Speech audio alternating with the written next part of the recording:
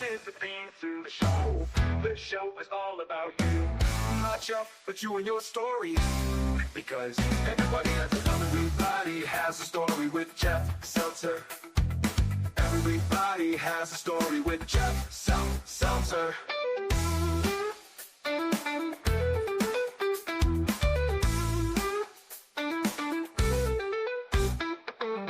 Brought to you by JeffSeltzer.com. Hello and welcome to Everybody Has a Story with Jeff Seltzer. I am your host, Jeff Seltzer, and this is episode 66 of my own personal midlife crisis. First off, I want to start off with a real quick opening shout out. This weekend is a very, very special day, as every week I try to call out a different family member of buddy of mine, Marcus Perkal. This weekend is the 40th birthday or the 40th anniversary of being on this planet of Carrie Perkal. So Carrie, happy birthday if you're listening. Thanks for loaning me your husband for an hour here and loaning me your husband, I guess, for the week as well, upcoming in Las Vegas. Did want to get it through some really quick plugs. I'll drop something else also, and then I'll introduce my two, as always, amazing guests. So as always, if you want to follow the show on Instagram, you can check it out at Everybody Has a Story Pod. DM the show if you have any questions, if you want to be a guest, anything like that. The YouTube for the show is at Everybody Has a Story Pod. You can always email the show directly at everybodyhasastorypod@gmail.com. For all things Jeff Seltzer, you can always check me out at jeffseltzer.com. We have some cool content, as always, at everybodyhasastorypod.com. And as a reminder, please tell everybody, we are available on all podcast platforms. We are on video on YouTube and Spotify. We are audio on YouTube, Spotify, Apple, Amazon, Pandora. Anywhere you can find a podcast, you could probably find this one. So before introducing my guests, I did want to mention a couple of movies that I watched this week.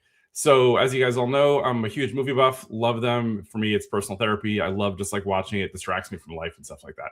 So this past week, I did watch two movies. I saw the new Anaconda movie, which is now on Netflix. It's kind of like, I don't know, loosely a reboot or something of the old Anaconda movie from years and years ago with Ice Cube and Jennifer Lopez.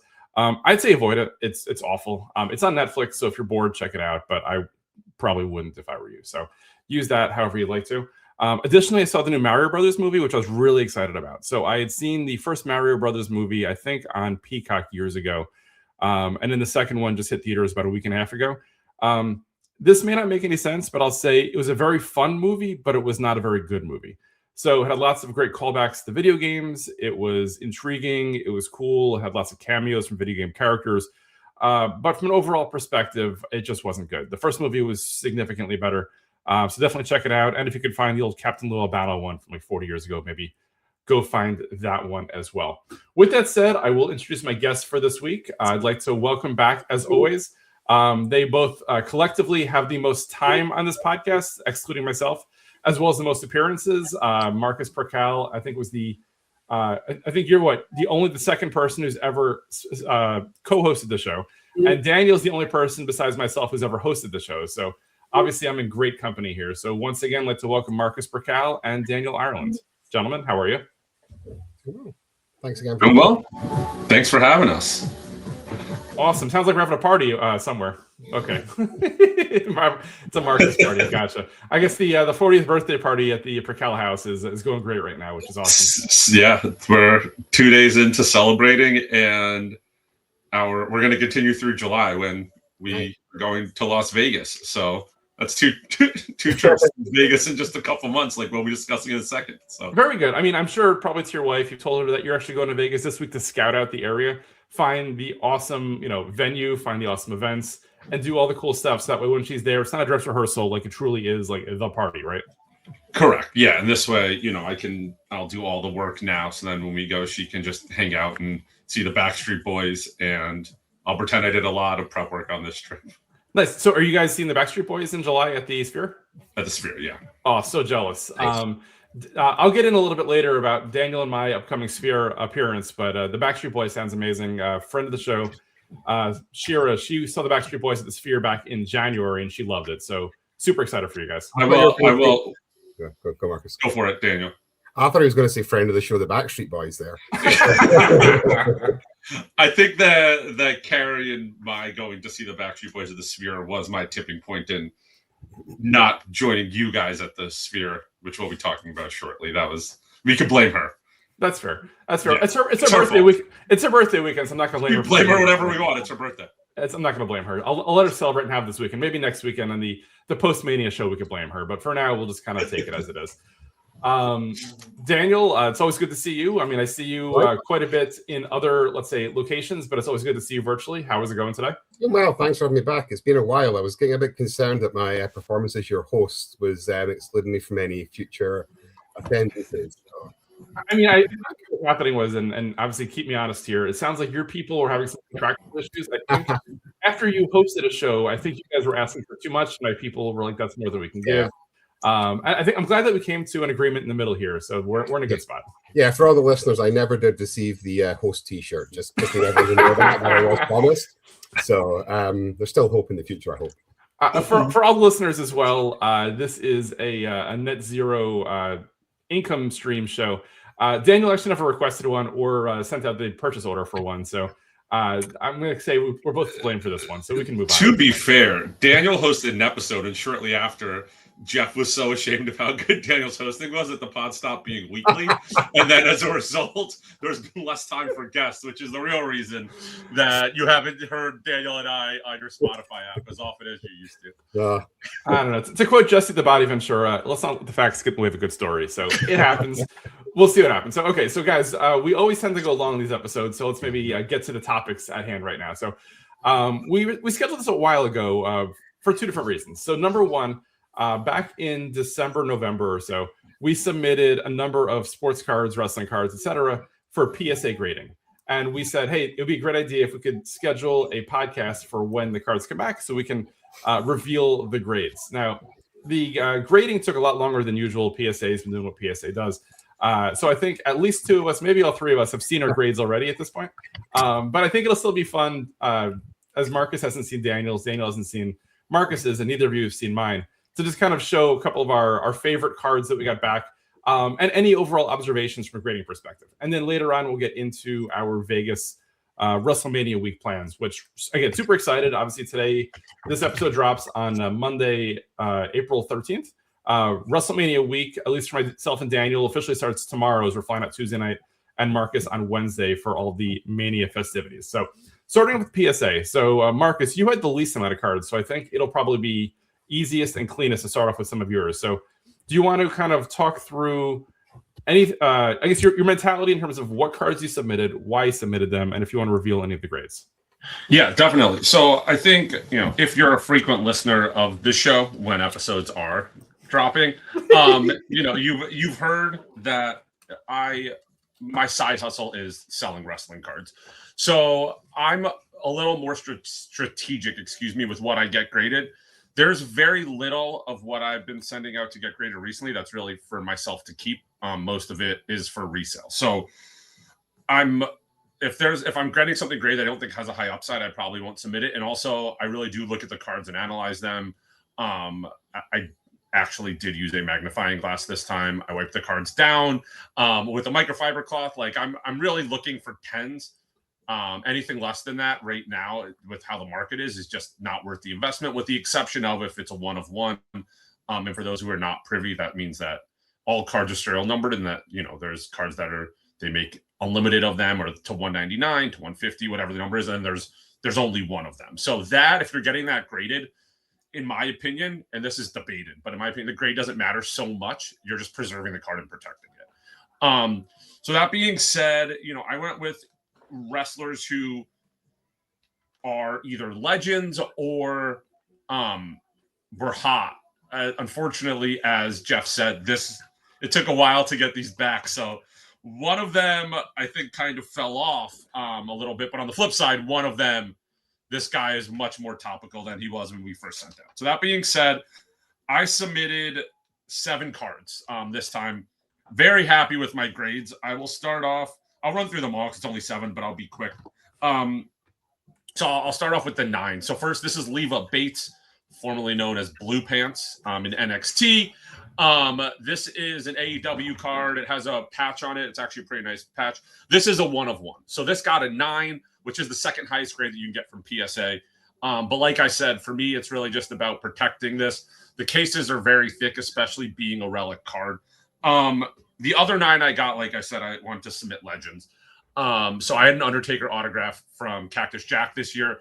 Cactus Jack is a product that is linked to Travis Scott. The product kind of fell off a little bit. I paid a lot for my box that I got at first, and I got really lucky to get this card. This card does have good value. If you're interested in it, it's on eBay already. Marcus Brandon breaks. But so those were my only 9s I got, and then moving on to 10s. So I tried to go with names that were topical. One that fell off is Dexter Loomis of the Wyatt Six. They haven't really been as hot. That being said, they do have a WrestleMania storyline, so this could rebound. This is from Chrome 2025, which was WWE's first year back with Topps. It is an autographed card, and it is numbered to 25. I felt really good submitting this one, as it actually was a redemption, which means that the card wasn't in the pack when the person that I bought it from opened it. They got a card that said, like, scratch off this code, and then they mail it to you. So I got it is in a sealed case from Topps. I literally slit that seal, put it in a different, and handed it to Jeff to submit. And then I got Mads Kruger of MLW. Relatively unknown, but definitely making waves on the indie scene. MLW is not the biggest wrestling promotion, but they recently moved their headquarters to Charleston, South Carolina, which is where I live. So I've been getting very into MLW. I'm actually going to an MLW show tomorrow night. What better way to celebrate your wife's birthday than leaving her with kids so you can go to MLW with a friend? This was a very short run card online. It was a print to order. Only 63 copies were ordered. I ordered 10 of them. I submitted one of them. It got a 10. I know I said that I really graded stuff to sell. This is on eBay, but I'd be more than happy to keep this in my collection. Hey, Marcus, is that his rookie card, or does he have cards before that one? This is his rookie card. That being said, MLW did put out a product in 2025 as well with Panini, like a pack pulled. So he has pack pulled rookies, which usually pull more weight and are more valuable than like a print to order card. But yes, that is a rookie. That's right. He was in the combat set, right? Is that correct? Yes. Gotcha. Yep. The combat anthology. All right. And then my last 3 I'll rattle off pretty quick. One of them I know Jeff wants. It's on eBay. Nick Wayne rookie auto. This is a red Pulsar from AEW Alert 2024. Also, I got a 10 on this. It's Nick Wayne has a lot of potential right now. He hasn't been too involved. That being said, I think it's a good card to hold. I do think he debuted at age 18. He's got a really bright future. And I thought that was a good card. Anna Jay has a lot of collectors. This is a color flow full rainbow, which means that this was not in packs. You had to get digital achievements and redeem them to get this. So the short of it, without going into what it means, the card is rare itself. And then I got a PSA 10 on it. There's not a print run known, but it is pretty low. And then the last one, like I said, and I think this is probably the most valuable, same card, achievement of Danhausen. This is from 2022 Allure. So the card is 4 years old, but Danhausen debuted in WWE recently, and his debut flopped, and the internet was panning him, which I found hilarious. Yeah. And 2 days later, the internet fell in love with him. The debut wasn't great. Everything he's done since then has been absolutely electric. He's had his first match on SmackDown this week, his first WWE match. I got a 10 on that. It is on eBay, but I think I'll be probably holding that one for a while. If anyone is interested in any of these cards, though, feel free to reach out to me. I'll offer you a 10% discount if you give me the promo code. Everybody has a story. It's a long promo code. You can use spaces or not, whatever you want. So that was my 7 cards. I'm very happy with the grades. 9s and 5 10s on 7 cards is pretty good, especially when, like I said, on one of the cards, the grade really didn't matter to me that much at all. Yeah, I was really excited seeing your grades when they came in. I guess question is everybody has a story? Is it case sensitive or it doesn't matter? Nope, it's not case sensitive. You can put spaces, periods, dashes, ampersands, whatever you want in there. Whatever works for you works for me. I just need to make sure that you heard about these cards by listening to Jeff's podcast. So I appreciate the plug, and I appreciate the use of the promo code. I mean, Chris Van Vliet has his own, Cody Rhodes has his own, so why shouldn't I have my own too, right? I'm in the I was going to make the code Little Rat 10, but I thought that everybody has a story was a nicer thing. That might be a little too inside, but Marcus, thank you for that. And again, you and I had very different strategies. I'll get into mine after we go through Daniel's, where you were very specific and very strategic in what you submitted versus I basically just took a whole box and dumped it in there. Plus, my issue is as I am 48 and I've been wearing glasses since I was 7. I do need to wear my cheaters. So trying to fine tune or see the little issues here and there are getting more and more difficult for me. As you probably remember, about 2 years ago when I first got back into cards, I opened a box and I was like, Marcus, I didn't get any numbered cards. You're like BS. There's no way to get any numbered cards. So I put in my reading glasses and I found like 7 or 8 of them had like numbered on them. Whatever. I was like, okay, I probably need a little help here. That might have been the first time that I needed cheaters. Yeah, I mean that's definitely true. But all jokes aside, it's very different when, like I said, I am submitting these mostly to resell. Submitting a card was it like $25 now a card or something like that? It's about 25, yeah, all in, right? Yeah. So some of these cards that I submitted, ungraded, they're probably worth $15 to $40. Yeah. So if you submit a bunch of cards that you don't think are going to get 10s and they get 9s or 8s, right. Yes, you're losing money submitting. So that's the difference is, Jeff, a lot of what you're submitting is really for your collection. Absolutely. So if the grade's not great, it is what it is. For me, if I take a $15 card, sink $25 into it and lower the value of the card or keep the value where it was, that's a bad business move. So yeah, that's the difference. Yeah, totally get it. And again, Marcus, thank you for sharing with that. And as always, you're welcome to join on the next submission, which I'll be doing probably early May at this point. Daniel, so you went a little different, whatever. So obviously Marcus was all wrestling cards, and I really enjoy submitting your cards, Daniel, because I do learn a lot of names I've never heard of before. Because you do some wrestling, but you also do poker, you do soccer, you do all sorts of different things. Can you walk us through a little bit of what your mindset was, and then share some of your cards and your grades? Yeah, definitely. First of all, I really hope someone goes onto Marcus's eBay site and tries to use that promo code.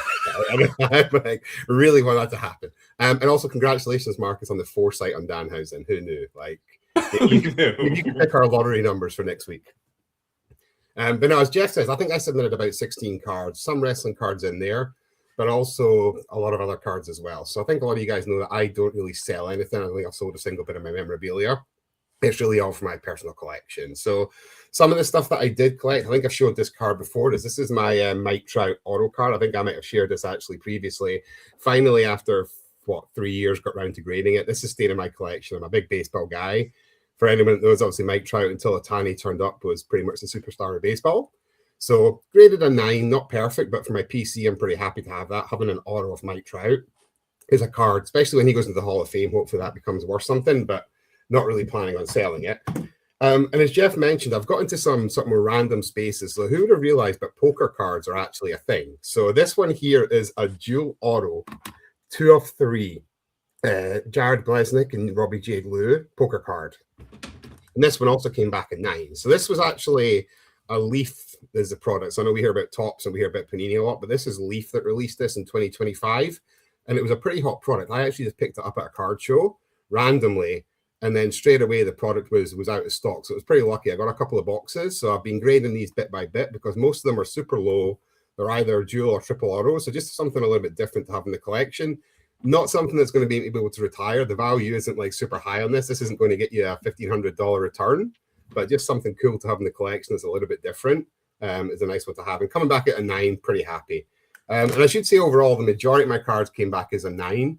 Luckily enough, we're going to get to a couple in a second that were 10s that I wanted to be 10s, but the majority, I would say, came back in that 9 range, which generally was fine. Before I go into ones I like, I'm going to go one that I'm a bit annoyed about. So I've been collecting a series called Futura. It's a soccer collection, and they do some really cool cards. Lots of really low numbered, even more like base cards. So when Marcus was talking earlier about wrestling cards, you open and it's like out of 199, out of 299. They don't really do that. It's out of 49, it's out of 29, it's out of 15. So I pulled a really cool 7 of 10 gold leaf card from a Uruguayan soccer player. And it came back graded a 6. Oh, And I'm like, looking at this, I'm like, Oh. I have no idea how this is graded a 6. The card looks incredible. To Marcus, like, I didn't wipe it down. I didn't do any of that stuff. But it's just one of those things where I'm like, Can you hold that card up again?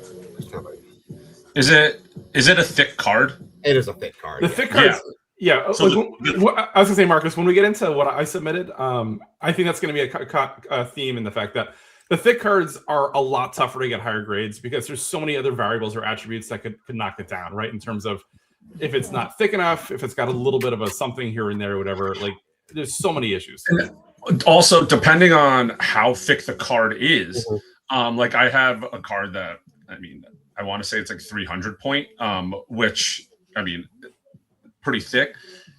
It takes the card from having 2 sides to having 6. Yes. And they actually will inspect the edges. And if there's like a ding on the inside there, Yes. there goes your grade. Yeah. So there's a lot more surface area to cover. And they're also a lot more prone to damage based off of the fact it's a paper stock. Yeah. Right.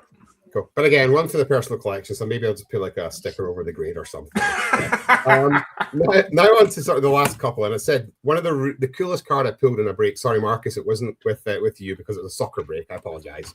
But I pulled a really cool 1-of-1 Emerick Laporte. For anyone that doesn't know, Emerick Laporte is a central defender that plays for Spain, but also played for Man City. And I pulled his 1-of-1 jersey patch auto. That's great. So a really cool card, probably value in the range of 200 to 400 ungraded. Came back at 10, probably triples that grade. So, Amazing. That's great. and it's just a really, really cool card. So this is the one that came back that I was like, yes, thank you very much. If anything was going to grade a 10, this was probably the one I wanted. Awesome. Again, no intention to sell unless there's any massive Emerick Laporte fans out there. You can use this same promo code and email me. But that's one that's going to go happily in the collection. And I am going to end on, seeing as we are talking about wrestling, I will end on a wrestling card. So really, really happy that my Tiffany Stratton 59 and 75 auto came back as a 10. So this time last year, we were all talking about Tiffy going into Mania. She was on a tear. Really cool card that we got in the last year. That really happy just to have in my collection. I think she's a superstar for the future. So to have a graded 10 numbered auto in the collection, super happy. So first of all, Daniel, thank you for sharing. Really, really amazing stuff there. And obviously, like I said, I always enjoy seeing your cards specifically because it's stuff that's outside of like what I normally see. Like, it's not stuff I collect. So for me, it's really intriguing. Number 2, obviously, with that Tiffy card, it's really cool because she's making an appearance. Last year, she was, she beat Charlotte Flair at WrestleMania and retained the women's title. This year, she's going to be making an appearance in our suite at WrestleMania. So I think you can show her the card. You can tell her the story. I'm sure she'll love to hear it. Love it. Awesome. So with that said, I did submit a lot of cards this year. So I don't know that I'm going to go through all, I think 40 or so cards this time. But there was definitely a theme. I would say, before getting into some of these cards, I'd say Topps overall tended to grade the best. Upper Deck AEW cards, at least for my cards here, didn't grade nearly as well. And then I had some that were kind of in the middle. In full transparency, I sourced all these cards from either Marcus's breaks, Medina's breaks, my own personal boxes that I've bought, or eBay. And as you would expect, eBay tends to be the Wild West in terms of how some of these grade because you never know the original source. So what I'm going to do actually is I'm going to start off with some of my not so good cards and work my way up to kind of like build up towards the end. So not surprisingly, I did get a few 6s. I will say in full honesty, I've already broken open a few 6s, so I'm not going to share those here because those are ones that the cards I liked a lot. I didn't necessarily think that the 6s would look good in my collection, and I was just disgusted every time I saw them. So breaking them open, I felt much better about the cards. So the 2 6s that I still have at this point, I have a Jay Lethal Authentic Fabrics autograph. I like it. I don't like the grade. I do like the card a lot. Again, this is an AEW Upper Deck card from 2025. Game used. I'd say overall, the game used didn't grade very well. And to Marcus's point, they are thicker, so it's tougher. Another one, this I'm not going to say who I got it from, but this is a member of the Gun Club. This is Austin Gunn. We got an autograph card, 2025, also a 6. So didn't love the grade, but I do love the card. This is one that I wasn't sure I was going to share, but I guess I'll share it just because of whatever. I'll probably eventually break it open. But this is a card that I liked a lot and had higher hopes for, but it just didn't happen. This is a triple autographed out of 25 Upper Deck AEW game used Sky Blue, Britt Baker, and Sheeta. I love this card a lot. Do I love the grade? Absolutely not. It's a fun card. What you'll see throughout a lot of my cards is I love dual and multi autograph cards. Like for me, it pops. It looks really cool, especially a lot of them when they kind of like tell a story in terms of it's talking about a specific match or a specific something, or something in common, which I'll get into later on. One of my favorite cards was a multi autograph, but I'll show that in a bit. Into the 7s, this is where I was kind of disappointed, but I mean, to Marcus's point, it's a 1 of 1, so I think I'll keep it slabbed regardless. So I do have a 2025 game used AEW Time Mellow autograph 1 of 1 fabric card. This was a 7. I was hoping for better, but again, it's a 1 of 1. So at the end of the day, if there's a Time Mellow fan out there, kind of, the grade may not be that relevant because it's a 1 of 1. But at the same time, I was hoping for a little better than a 7.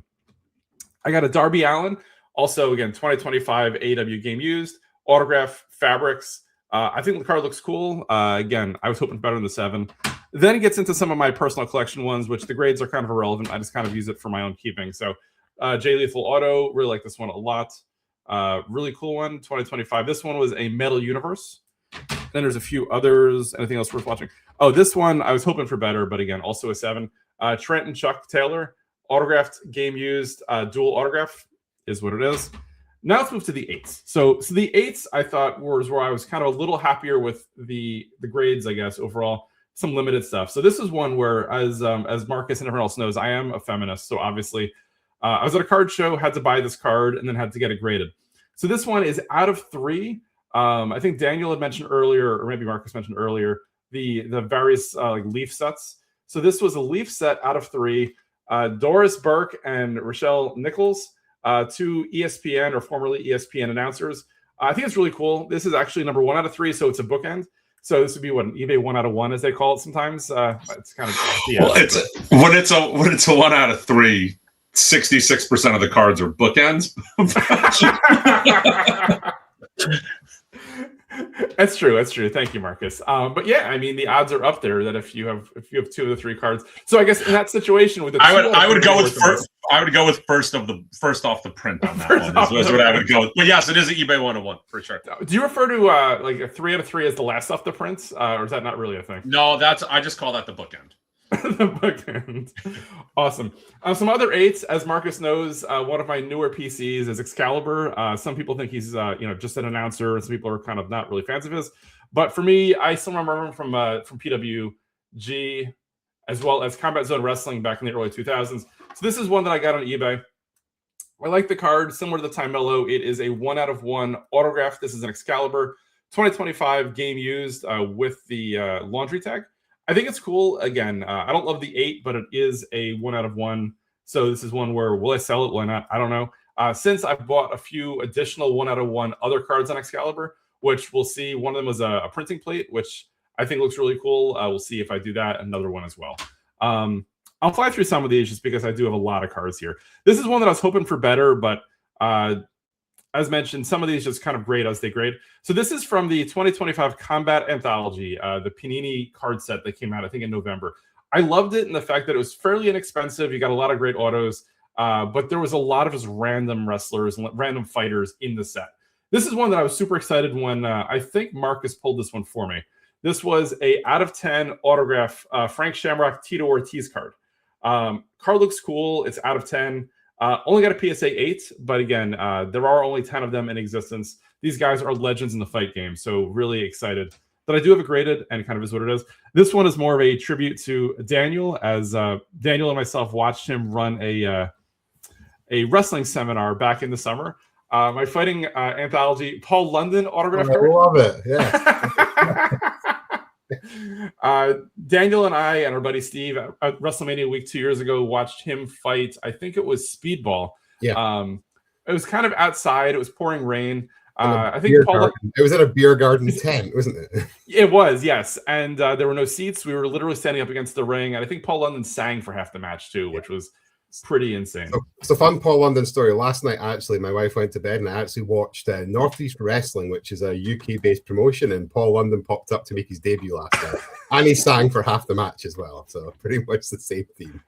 My favorite Paul London story about the seminar last year was I think he was telling one of the wrestlers, like, don't do all that flippy stuff. Which is funny. I mean, that's basically how Paul London made his name years ago. Was, I mean, the thing that most people remember about Paul London, there's two of them, right?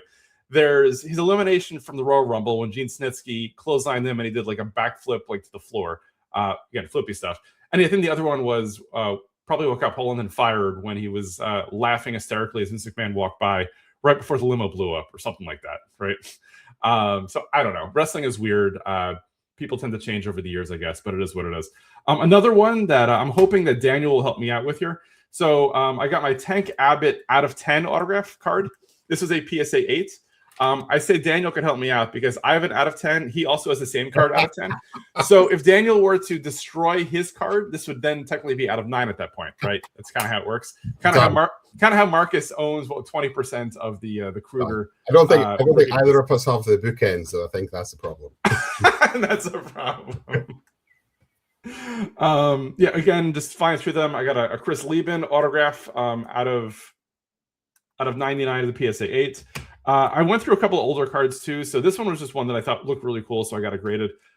This is from a few years ago. AW. This is like a merch look or whatever. So it looks like a T-shirt. So it's a die cut Thunder Rosa card. This one I thought was really cool. Huge ECW mark from the past. So I got a Taz out of 5 autograph AEW card with the patch and a few others. Then it gets into some of the fun stuff. So I'll get to the 9s and 10s now and I'll fly through them. So huge fan of Fraxium. That's Axiom and Nathan Frazier. I got a bunch of them signed, graded. So I got an Axiom. I think this is out of 25. Out of 25 finest. I got a PSA 9. I got this one was out of 50. Axiom got a PSA 9 autograph. Nathan Frazier. This one was a card that I liked a lot. Hope that got a better grade, but it is what it is. This was out of 5. This is the bookend. 5 out of 5. Nathan Frazier. Topps finest 2025. This one's not quite as cool as Marcus's, but I got a Nick Wayne autograph. PSA 9. Thea Hale. I was hoping that I could meet her at the World next week. They moved her to Monday, so unfortunately, I will not be seeing Thea Hale in person. But I was hoping to get a picture with her. Then a bunch of others. I got a Butterbean. I got the Smashing Machine Mark Kerr autograph PSA 9 and a few others. Now, and I'll fly through these as I've been trying to fly through everything else. So what I'll say is my main event. This one I like a lot. This one I bought specifically from Marcus back in November. And I'm not going to say how much I paid for it, but it was a really cool card. He gave me, I think, a really good deal.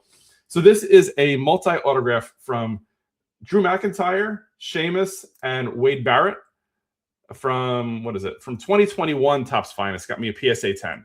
Very excited. This is one where I really don't know what the value is, but I just like it a lot. I'm just going to say in my collection. Really want to keep this one to myself. Daniel's favorite fighter, Josh Koscheck. Got an autograph PSA 10 here. This is unnumbered, but I think the card looks really cool. So happy with that. And then I will say, what else? Just fly through here. My only PSA 10 of the 2025 game used cards was a Harley Cameron card that we have here. This was a patch of some kind, I think, right? Game used banner, they call it, I guess. Yeah, looks really cool. And then this one was one that has probably no value, but I love it. It's a die cut Bryan Danielson AEW. These are always tough to get graded too because there are so many points and edges and corners. It's probably like very much a base card, but I think it's only got a population of 1. Probably because nobody else wanted to spend $25 to grade it, but love that one a lot. And if there's any MJF marks out there, it's a see-through Palladium MJF PSA 10 from a few years ago. Again, I think I pulled this one out of a box that I bought at Target for like $20, whatever. So that was that. Lots of other cards too, but I think that's probably enough because I've got way too many cards graded. Now I can finally file these all away and work on the next submission. So more cards coming in the near future. So thank you all for joining. If you're still with us, really appreciate it. So with that said, before moving on to our talk about WrestleMania, I did want to briefly share a clip from last year's post-WrestleMania show where everybody was talking about what their plans were going to be for the 2026 WrestleMania season. So give me 1 second. Let me see if I can get this going. And we will share it out. I know, Jeff, you're on mute. Blah, blah, blah, blah, blah. Like a Teams meeting here. Okay, hold on. Tuesday, only to find out that your wife had sold the house and all your stuff was gone. Is that correct? Pretty much, apart from my wrestling figures, they were still. It was just one big storage pod, basically, on what used to be your driveway with all of your wrestling and sports stuff. Pretty much, yeah. That's a pretty good summary. Yeah. Nice. So now that we've kind of gotten to the end of the wrestling weekend, so I assume Daniel, it sounds like from your experiences, you enjoyed it and you would do it again. Yeah, I'll think about it. Yeah, Okay, if someone else that's is going to fair. plan it for me, I'll definitely do it again. So, Well, I'll call my guys, see what we can do. 100%. Yeah, great experience. Awesome. Marcus, you as well?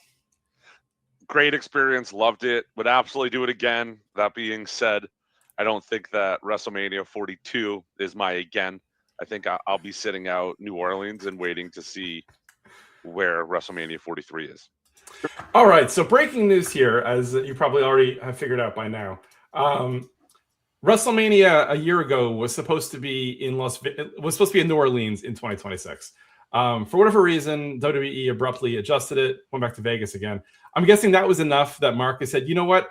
I don't want to go to New Orleans, but I want to go to Las Vegas, so I'm going to WrestleMania this year. Marcus, can you, before we get into kind of plans for this year, kind of walk us through what in your mind changed? Because I know over the last year, there was a lot of like, I'm not going to go. Then it was like 50-50, whatever else like that. Like, was there kind of a make or break moment? Was them signing Danhausen the thing that got you there? Or like, why are you going to Vegas for Mania this year? I mean, that was not the catalyst. That being said, if I wasn't committed already and then they signed him, that could have pushed me there. A couple things. For some reason, New Orleans is just not my wheelhouse. And Vegas is. I was trying to figure this out. I think I've been to Vegas 16 times, something along those lines. Also, originally last year was supposed to have been in Minneapolis, and I was like, I'll sit that one out. And then it was Vegas. This was supposed to be New Orleans. Then it was Vegas. And I believe they had already announced that next year is in Saudi Arabia. So I can tell you with no hesitation, I know I said last year, I don't think I was going. I will not be going to WrestleMania in Saudi Arabia for multiple reasons. Just mostly finances, Mostly my religion, amongst other things that I'm not trying to get controversial at all. So that's not happening. I knew this year was in play. Also, you know, my friend who I usually do everything with, Lucas, he was originally not sure if he could make it this year. Then things started to align. I ended up getting a free flight. I got a great deal on hotel. And these things just kind of started to get the wheels in motion. Then Lucas is going. So that's what changed that. And yeah, I would say that was really what started to make things turn. The other thing I did realize is, since I obviously, like I said, will not be going to Saudi Arabia for WrestleMania 43, chances are WrestleMania 44, if things continue how they're going in my household, with my 5-year-old, she's 5 now, so she'll be 7 then, being an avid wrestling fan, which is one of my greatest parenting accomplishments, and probably my wife would say one of her biggest failures as a parent. I probably will be going to WrestleMania 44 with Lexi. So I felt like I needed one last hurrah for myself, as we'll discuss shortly. When I do these, I run myself into the ground. It is a vacation, but it's super stressful. I book myself way too thin. And this could be, at least for a while, the last time that I do WrestleMania that way, which I would say is my way. Right. So not that it won't be great to do it a different way and, you know, get that with her. If you listen to the pod, when Jeff and I talked about the New Year's episode, I said how taking my daughter to Evolution, the all-women show in Atlanta, is, I mean, not just my best wrestling moment, my favorite wrestling moment. It's multiple of my top 10 favorite wrestling moments, which says a lot since I've gone to 6 or 7 WrestleManias at this point. So this is for all those reasons. And then Jeff was going, so I felt like I could just go to New Jersey to see Jeff and Daniel, but like I could go to Vegas and do it too, so why not? Awesome. So Marcus, thank you for sharing. I totally agree. I mean, it'll definitely be a different experience. It's as parents, you recognize that like as kids get older, the experience gets different. And sometimes we, adapt and revise things to make sure that it's, fun for them. Right. Like I'm guessing, she's 5 now, when she'll be 7 in 2 years. She's not going to want to wait in lines for, 12 hours a day for autographs and for pictures, stuff like that. Maybe a couple here and there for her favorites, but and also like midnight shows and whatever else like that may or may not be happening with a 7-year-old at that point. So So Right, and it's also speculatory. Of course. That's 40% of her life in the future. That's true. But I feel like wherever it is, we'll probably be at like children's museums and doing stuff like that, which is great. Yes. As long as we go to the WrestleMania show, like that's what my memory will be. But yeah, no, I totally get it. I mean, I went to WrestleMania 17 in Houston with my dad, so that was back in 2001.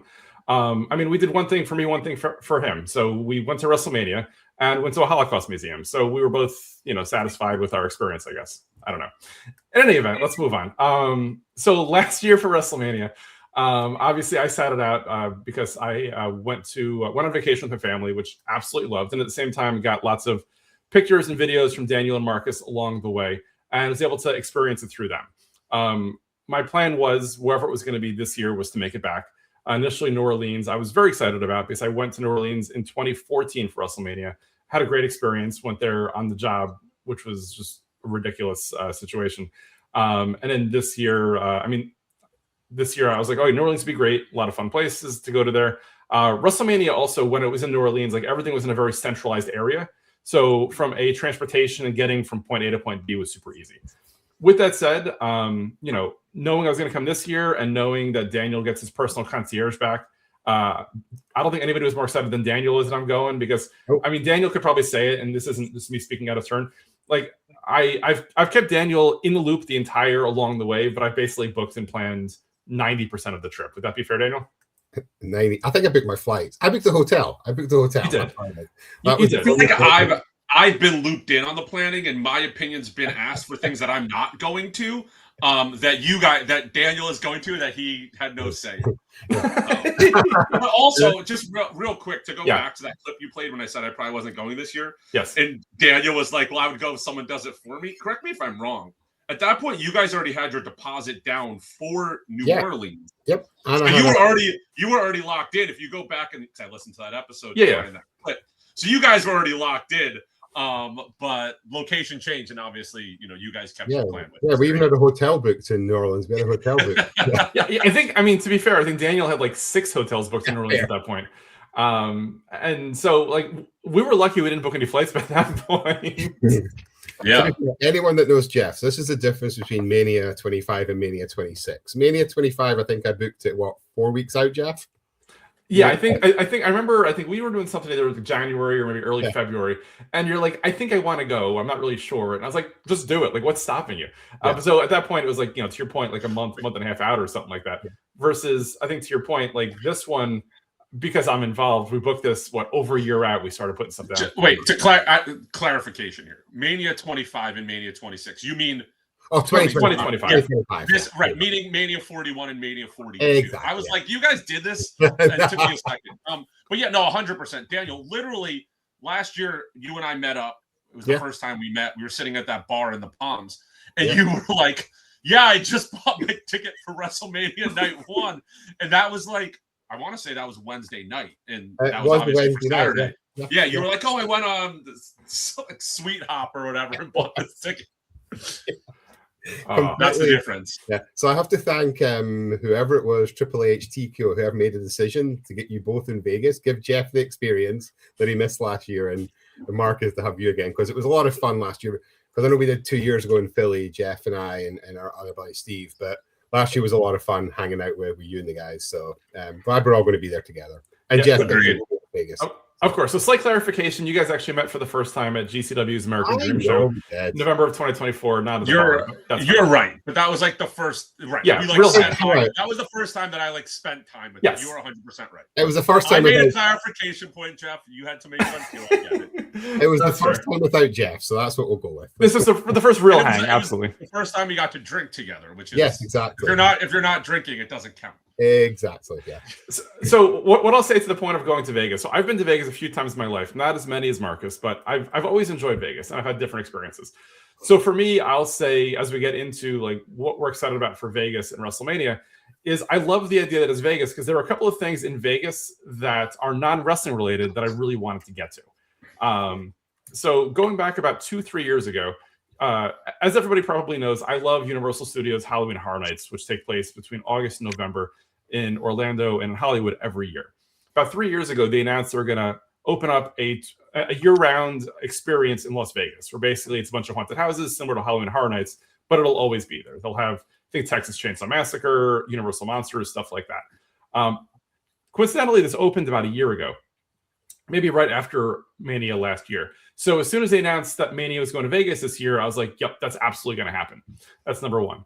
Number two, other thing that I'm really excited about, non-wrestling related, is the Sphere. So for those of you that don't know, the Sphere is this huge monstrosity of a theater of sorts that opened up in Vegas. I think it's owned by Madison Square Garden Networks or something like that.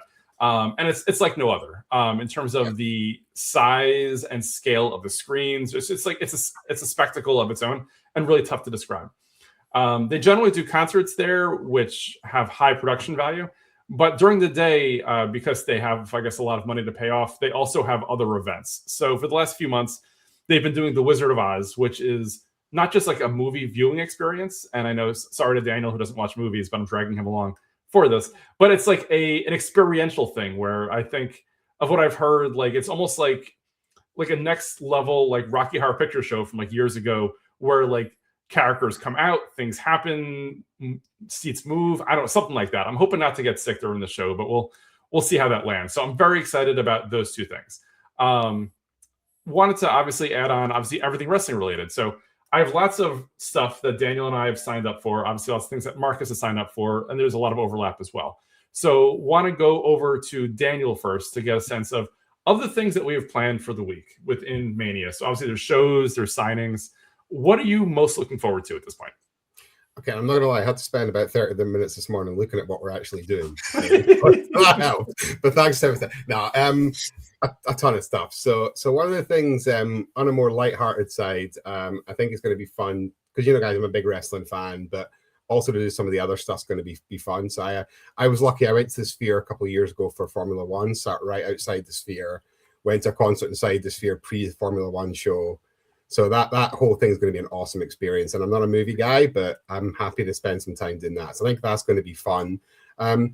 Also intrigued to see you. I hear all about your experiences, these horror night places. So I've never actually done it with you. I know that we've listened to the pods where you and John go through it. So I'm actually excited to actually experience that one with you as well, because I know you're a big fan. So from a wrestling perspective, obviously you guys, Mania's, looking forward to Mania, but for me, Mania is just kind of there.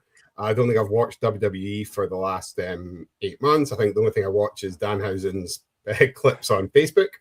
So I'm probably more about the independent shows. And it looks like there's a theme starting at these shows. Like last year, I was at, sadly, Sabu's last match.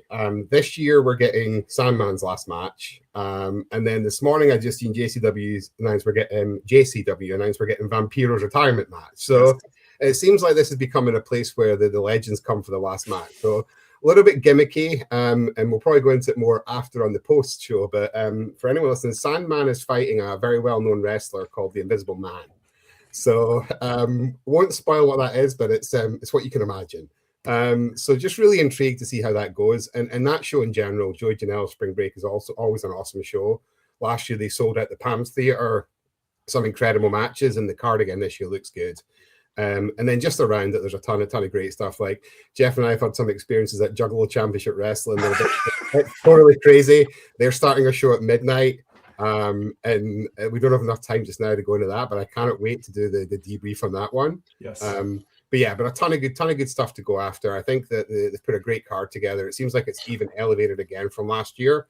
A lot of the other companies like House of Glory and all these other guys are in town now.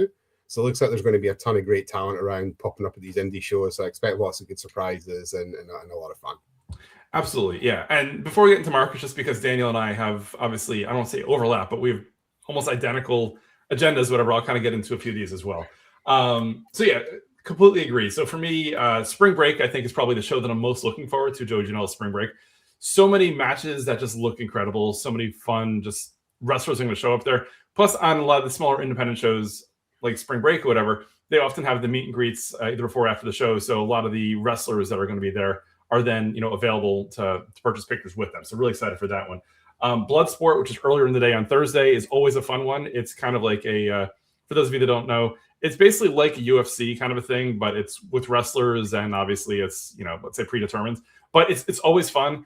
Plus they get wrestlers from WWE. They get it from other like big name organizations. It's very weird or a random kind of cross section of where people come across. So that's really just a fun show overall.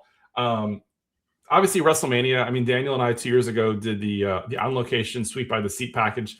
Do the same thing again this year, which I'm really excited about. 2 years ago in Philly, it made total sense because it was like 30 degrees. It was freezing. I think it could have snowed. So being in a suite makes sense. Here, I like the idea again too because I've sat in lots of different places for WrestleMania in the past, especially in stadiums. And what I'll say is similar to like a football game, it's tough to find like a really good seat for a wrestling event in a football stadium. Unless you're in the first few rows, you tend to find yourself kind of looking at the big screen, whatever. So for me, like I love the actual experience, the premium aspect of sitting in a suite at WrestleMania and doing it with On Location is always a lot of fun because it's all inclusive from a food and drink perspective. They have in-suite superstar appearances. So they have WWE wrestlers who come to the suite, and you can get pictures with them during the show. This is something I actually wanted to get into and mention to Marcus and Daniel because about a week or two ago, On Location has sent through the wrestlers list who is going to be at the suite. And then this morning I saw an update and it changed. So I was pleasantly surprised initially with the list of wrestlers, as there are a lot of just big name wrestlers that I really enjoy. So Matt Cardona, Chelsea Green, The Miz, Danhausen, we've talked about a lot, is going to be making a suite appearance. Tiffany Stratton, as I kind of alluded to earlier, Daniel can maybe get a picture with her and the card or give her the card or sell her the card. I don't know how that transaction goes down or whatever else like that. Now, as many people who've been watching wrestling know, recently The Miz and Danhausen have been kind of feuding.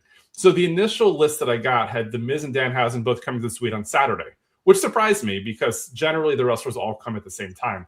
So I was like from a kayfabe perspective, how is that going to work? I've made the joke that, hey, the big WrestleMania match between Miz and Danhausen will be in our suite. This morning I saw an update, and Danhausen has been moved to Sunday now.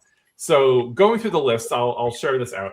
So the list of wrestlers coming to our suite. Saturday is Chelsea Green, Matt Cardona, Carmelo Hayes, R-Truth, The Miz, and in the bonus ads, we got Berto, Angel, and Jimmy Hart. So Daniel can finally get that picture with the megaphone and the mouth that says Jimmy Hart, which I'm really sure he's excited about. Or Jimmy can take the picture for him, maybe. I don't know. Maybe Jimmy takes pictures of him with Berto or an Angel, something like that. And then on Sunday, they actually took away a wrestler, but they also added a wrestler and an additional appearance, which I'm sure Daniel will be really excited about. So, as I said, Danhausen was moved to Sunday. Tiffany Stratton still Sunday. They added the original El Grande Americano. So it's an interesting one. It's fun. We'll see if he's in full gimmick or what that looks like. We still have Grayson Waller. And then once again, your official photographer on Sunday could be Jimmy Hart, as he'll make a second appearance. Jeff, can I say that? Thank you. I know we didn't do the live on the pod reveal of the gradings from the PSAs, but this was a live on the pod reveal for me of the upgrades. So thank you. I feel so much more excited now. Of course. So, I mean, I'd say in summary, we lost LA Knight, which I'm a little disappointed about, but we added a Berto and an Angel and a Jimmy Hart. So there's that, I guess, right? And El Grande Americano. So I would say it's a relatively a wash. Plus, again, Jimmy Hart is always just fun to be around, I guess. So there's that. We can ask him about his cameo that he made in the Marked Out video podcast a few weeks ago. So I don't know. That's probably too inside for anybody. Outside of that, I would say, before I pass it over to Marcus, there were a number of wrestling pictures that I'm very excited about that I purchased at the World. So when Daniel and I went 2 years ago, we didn't spend much, if any, time at the World. We spent it all at WrestleCon. This year, we strategically decided, you know what, even though WrestleCon is going to be right next door to the Collective, let's skip WrestleCon because there's not really a lot of new names versus 2 years ago. And for me, I decided to go for a lot more WWE pictures at the World. So flying through the pictures that I bought, which I'm really excited about. So I'm getting a picture with Seth Rollins, Becky Lynch. Yesterday, I picked up a Stephanie McCur picture. Marcus, Daniel, and myself are getting a picture with Lyra together, which I'm really excited about. One of my favorites these days. Picked up a picture with the Hardy Boys yesterday. I think around that time, Daniel's going to head over to Bloodsport. And then Marcus and I are going to get a picture with NXT up-and-comer Kendall Gray. And then Marcus and I will have an anxiety or a heart attack probably as we try to get over to Bloodsport before it starts with Vegas traffic and Vegas transportation. And then on Sunday, some really exciting ones for me. Kit Wilson. It's been very fun. I've really enjoyed what he's done since he's kind of gone singles last few months with his partner being injured. Really great. He just seems to have it. He seems to be one of Matt Cardona's favorite wrestlers these days too. So that's enough of a plus for me to obviously like him as well. I got a picture with a New Day. I got a Cody Rhodes picture that I'm super excited about, and a Stone Cold Steve Austin picture with Daniel as well. So for me, lots of new first-time wrestler meets and pictures, which I'm really super stoked for. Want to pass it over to Marcus to kind of get a sense of what he's most excited about and what he's looking forward to for this week. Yeah. So for me, what I'm most excited for is WrestleMania, which is, it's just, interesting to hear Daniel say the opposite. That WrestleMania week, it's Christmas for a wrestling fan, but there's so many different ways that you can go. Obviously, WWE is the biggest wrestling company. They're the big show in town, but they bring along, all these other independent companies. You guys are spending a ton of time at the Collective GCW, which is at the Horseshoe Casino. There's also shows running all weekend at Palms and at the Luxor. So there's, a ton of different options out there for everybody. WrestleMania is the biggest draw. It's what I'm there for. But then WWE World, contrary or flip side, I guess, of you guys, you're going to that sparingly. I'll go to that Thursday, Friday, Sunday, and Monday. I also will be spending limited time at WrestleCon. The difference between the two, WrestleCon basically gets any wrestler who's not currently signed to WWE can go to WrestleCon. But those wrestlers appear year-round at all different types of conventions. Some of them. There's some rare names. WWE wrestlers, they don't do as many public appearances. Really, the big pay-per-views, a couple of them will do photo ops, which is a paid thing. But for WWE World, it's 5 days of that. And Marcus, real quick to your point also. So Daniel and I went to WrestleCon when SummerSlam was in Jersey back in August. So I'll say a lot of the wrestlers that I would have been interested in for WrestleCon this year, we got about 8 months ago or so. Mm-hmm. So for me, it's a case of I'm trying to kind of not spend as much money on repeat pictures and get a lot more unique pictures. Thus, that's kind of part of the reasoning also why I'm getting away from WrestleCon and more towards the World this year. Yeah, I mean, 100% agree. And also, to me, there's something about, you mentioned that we're taking the picture together with Lyra Valkyria.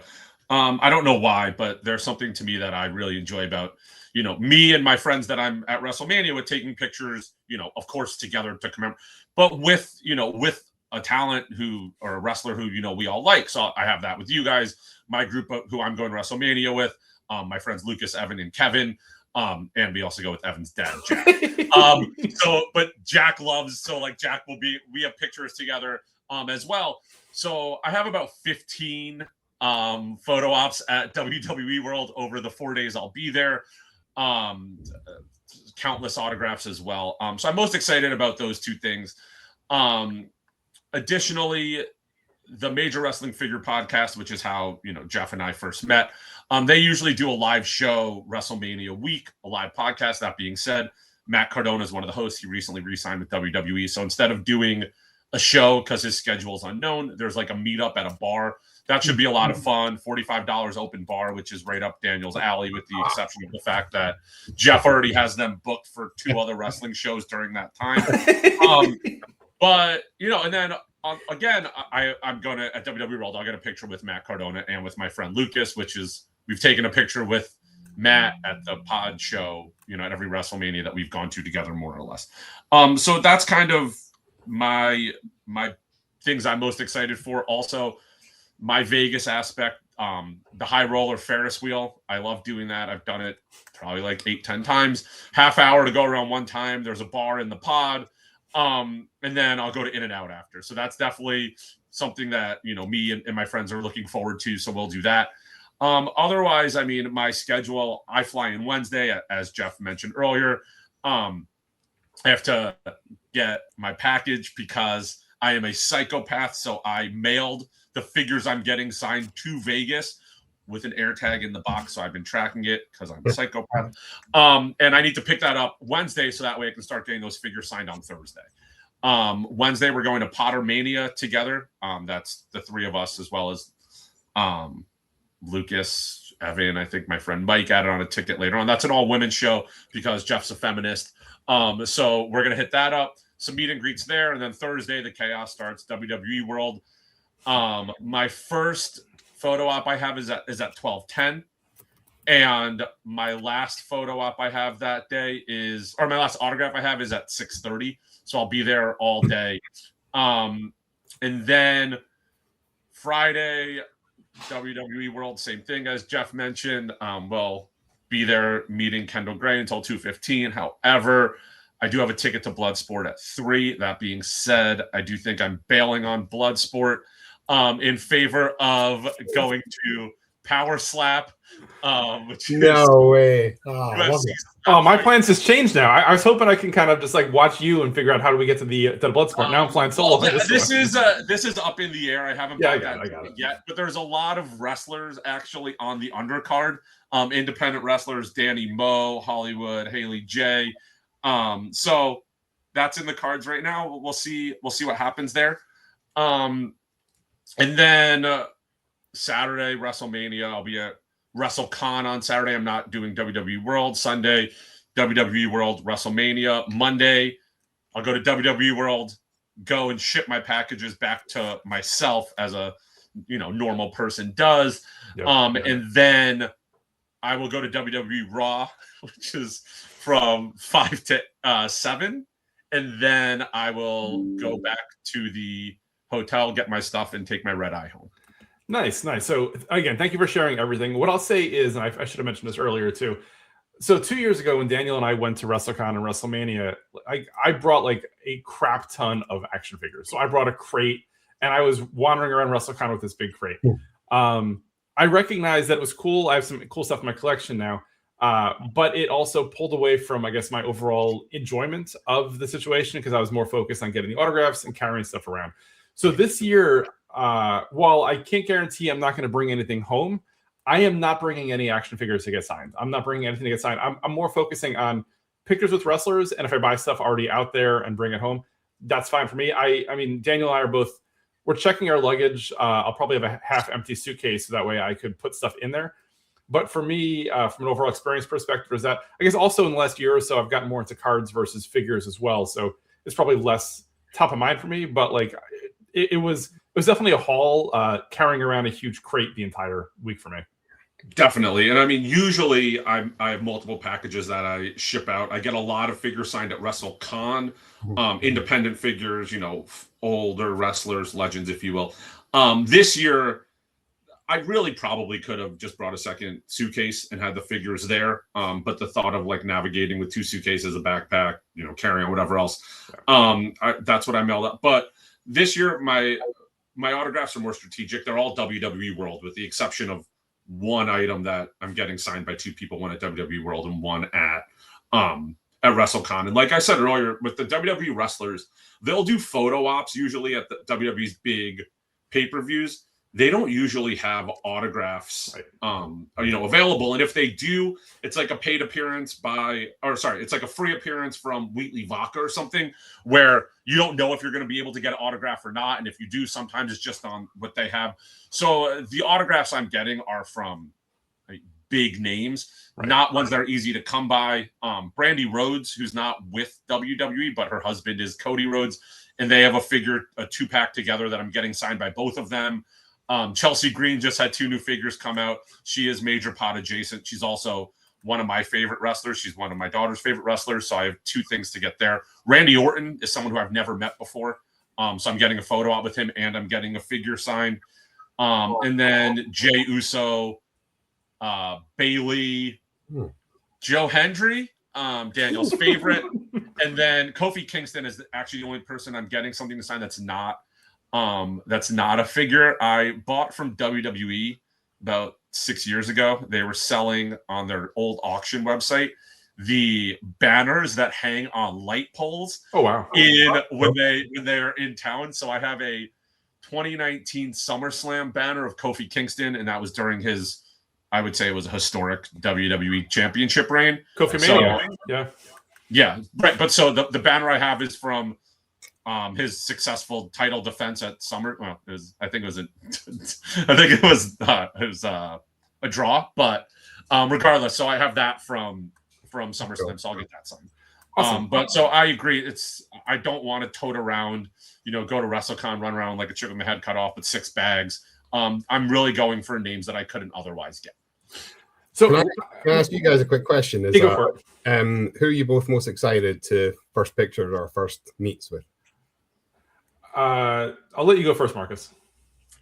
My two first meets that I have a picture with The Miz. I've actually met him twice.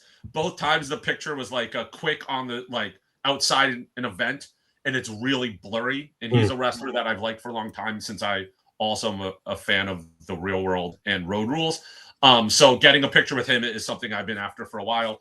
And then Randy Orton. Randy Orton, I would say, is arguably one of the 5 biggest name wrestling wise that I've never met before. So that's someone who last year I really wanted to meet. He sold out, and this year I wasn't going to let that happen. Nice. So for me, I would say first off is Stone Cold Steve Austin, and that's one that Daniel, you and I are both getting a picture together with. He's one of the Mount Rushmore of names that I've never gotten a picture with. So I'm very, very excited for that one. I'd say additionally, I mean, Marcus mentioned The Miz. I've never gotten a picture with The Miz before. He's one that's been around forever. Huge fan of his. So really excited for that. The Hardy Boys. So they just added the Hardy Boys this past weekend, like a last minute ad or whatever. I have a picture with them from 1998. So it's a young Jeff Seltzer, young Jeff Hardy, and a young Matt Hardy. Yeah. So excited to have one, 28 years later that I can kind of put next to it and kind of compare it and look at it. I mean, outside of that, I mean, it's mostly all new guys. I mean, Cody Rhodes is a great story, I think, too, in the fact that, Daniel, if you remember, you and I were supposed to meet Cody about 4 years ago at an AEW wrestling event. And that was in the COVID-ish era. I think he got exposed to COVID or something happened. Yep, there was the big Cody head that we got at that wrestling show, as Daniel's holding up there. So we were supposed to meet Cody. It was like $70. Cody meet and greet before the show. They pulled him, but instead they gave us Mark Henry, Thunder Rosa, and Sean Dean. So I mean, at the time, it was a fair trade-off, I think. And for 70, Sean Dean, don't forget the captain. I apologize, the captain, Sean Dean. For $70 for the 3 of them was a great deal. Yeah. Looking at the price of Cody now, I wish I'd gotten Cody 4 years ago because that would have obviously had a better ROI. But obviously this is 4 years later than I wanted it, but very excited for this Cody picture. And actually, now that I think about it, any space in your spare suitcase to get this ordered for me? I'll attach an air tag to it and make sure it gets out there with Marcus and stuff too, which would be great. Last question that I think we'll probably call it a day. So Marcus, I know at the World they have very specific limitations on what types of bags you can carry into the building. I had a mild heart attack when I read that because I had to go out onto Amazon and buy what I would call not the greatest looking clear backpack to bring it in there. So when it comes to bringing action figures and such like that, are you allowed to bring crates in that are not clear with action figures, or do you know what the regulations are? So from what I had this conversation with multiple people, and one of my friends said that last year there was also a clear bag policy, but it wasn't enforced. I mean, so I can't tell you what's going to happen this year. That is one of my biggest stressors right now. On Friday, I have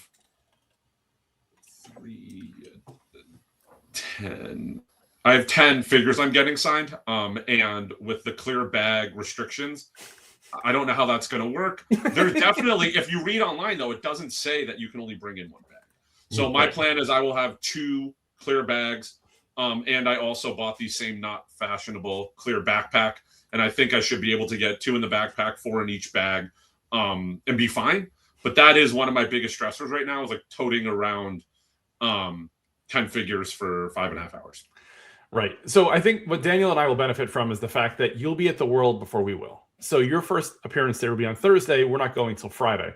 So we can learn from your experiences, hopefully. I mean, I'm going to bring a clear bag and a not clear bag to Vegas. And if you tell me, yep, they didn't enforce it and whatever else like that, I could swap to the other one. Largely because for me, especially on Friday, going from the World in the morning to GCW all afternoon and evening, I need a bag of some kinds, because even if I don't buy anything at the World, I'm going to need a bag to carry around whatever I buy at the collective. So I'm going to be doubly prepared, but obviously I'll be looking to learn from your experiences on Thursday. I'm happy to educate. Cool. Thank you so much.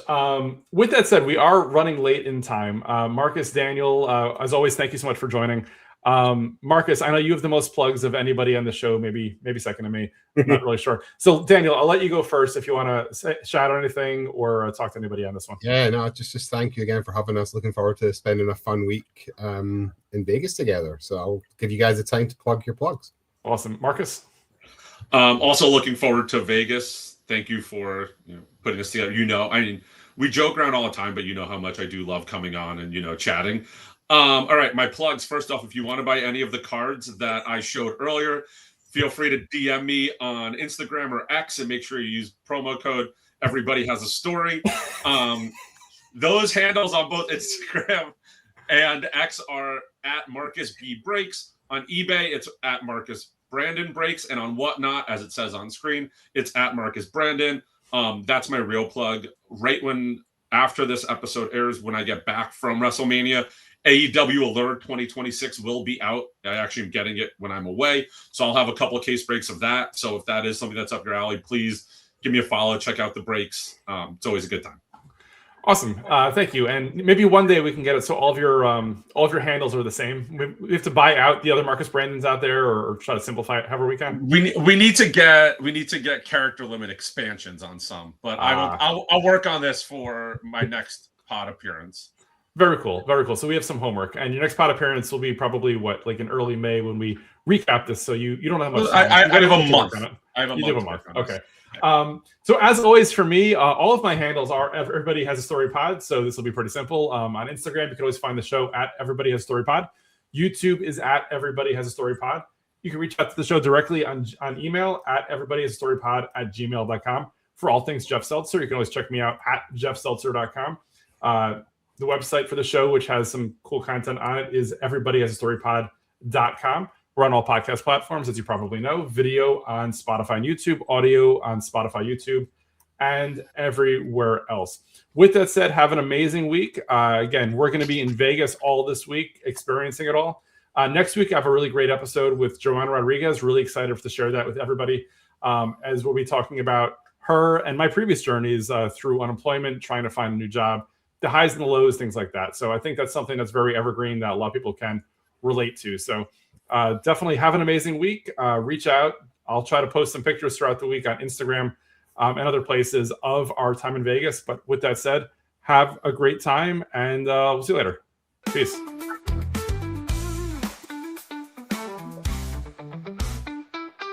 Everybody has a story with Jeff Seltzer. Everybody has a story with Jeff Seltzer. Everybody has a story with Jeff Seltzer. Everybody has a story with Jeff Seltzer.